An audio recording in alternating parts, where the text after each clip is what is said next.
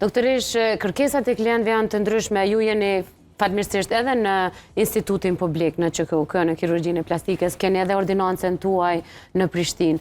Në të dyja anet kërkesat janë të ndryshme. Natyrisht në ordinancën private gjithmonë janë ma luks, ma estetike.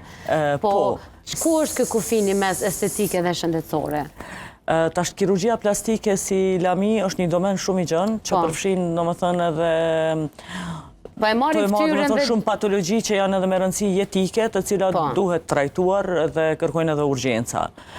Po është pjesa e estetikës, domethënë të cilën ndoshta mund të ndaj ose të grupojnë atë invazive dhe jo invazive, apo mikroinvazive, domethënë ndërhyrjet e sotshme që po bëhen.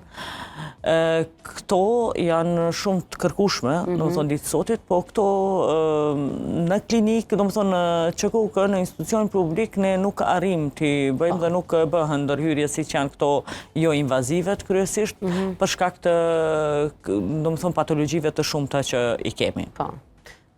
Ndërsa në institucionet tona private ka kërkesat nga më të ndryshmet.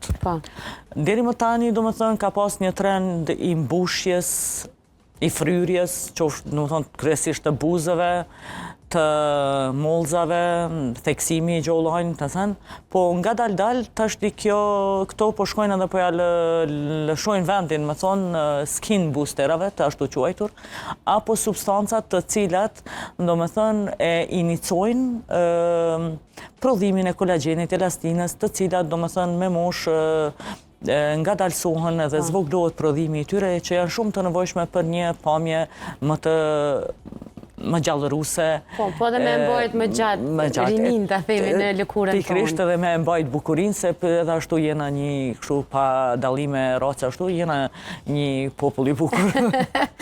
Kemi nevoj pak për ndërhyrje, po të bukurimi.